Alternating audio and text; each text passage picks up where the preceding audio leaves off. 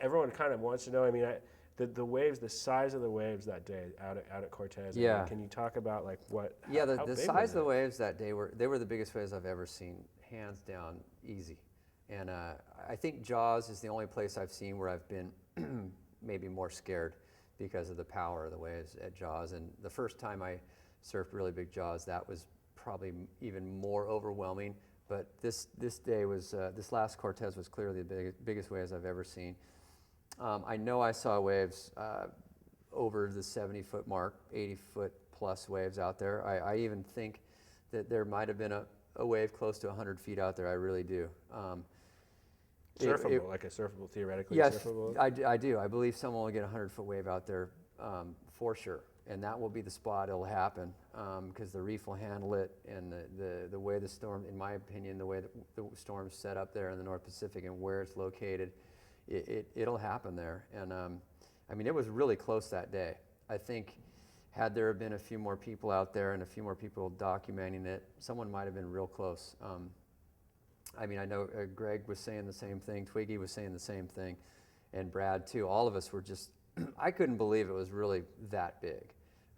We thought it was going to be the biggest we'd ever seen it, but it was another level on top of that. It was like, okay, wait, I've seen waves that look about 50, 60 feet. This seemed to be another 20, 30 feet bigger. Wow. The waves, riding the waves, the couple of the really big waves we rode just never ever seemed to end. It never seemed like there was a bottom on them. It was amazing. Then letting go of the rope, I mean, on a wave that size, was it clear when to let go of the rope? I mean, no, it wasn't clear. You're tracking them from so far out, and you're on the rope, and you're trying to see where's the reef, where's the reef, and when is this thing going to jack up, and can I let go yet? Because the last thing you want to do is let go and lose your speed. The other last thing you want to do is go too fast and get out in front of it and have it catch up and hit you. So your timing is so critical of when you let go. But I've, driving the ski and tracking them from so far out, it was the biggest wave I caught. We were kind of motoring back out, and Greg and Twiggy were inside of us, and it was our turn to go. And Brad was going to tow me into the first one. It actually wasn't the first wave of the set, but it was a really big wave. And I went, no, there's something behind it. And he was in disbelief that I wanted to go over it because the one in front would look like such a big, perfect wave. And sure enough, we went over it, and it was just one of those moments of like, one of the only times I've ever been tow surfing where I went, oh my God, I got to ride this. Am I really going to ride this? Because it was just, the entire ocean was just, it was just this huge wall. You're coming at it? We were driving out toward it. Okay. And looping around like this, and I went, okay, here we go. This is going to be interesting. I mean, I've never seen anything like it. When I let go, I was like, just like you said, I was trying to figure out where to let go and have that perfect amount of speed.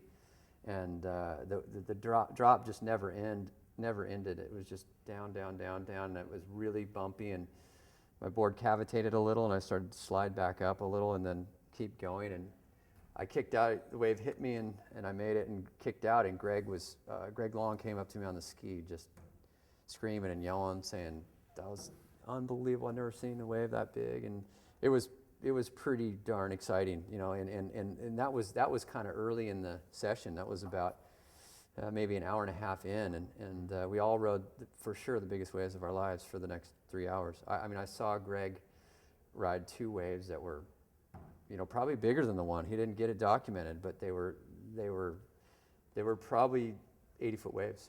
I think they were. They were just ridiculous. I mean, on face height, they were just out of this world big. So you making that first wave, I mean, probably helped everyone in a way, that confidence, like, okay, he made that. Yeah, no, it really helped my confidence. I had heel straps on my board, and none of those guys did. I felt like I had really good control. But at the same time, you never, on those really biggest waves, almost every time I've been on one, my board has slowed down a little or cavitated some because it's so hard to handle the speed. I actually had a forefin on the boat, a brand new one that I probably should have rode. I think it would have worked even better, but I'm gonna try it next time. But we just didn't want to mess around. I didn't want to mess around with anything I hadn't tried because it was clearly the biggest waves I've ever seen. I'm like, the last thing I want to do is jump on a board that doesn't. I'm not sure what it's going to do. Right. And was that board? How long did you have that board? I'd had that board. Timmy Patterson made it for me about 3 years ago. It was a 6.3, And you know, nowadays the newer ones I'm riding are 6.0, so it was in tow terms it was a little bit of an older bore, but I knew it worked well. Right, and that's That's pretty the key, important yeah. at that moment. Yeah, for sure. Sure. Well, cool. Well, thanks so much for your time. Yeah, thanks, and, Mark. Talk to you soon. Thanks for having me. I Yeah, appreciate it. that's great.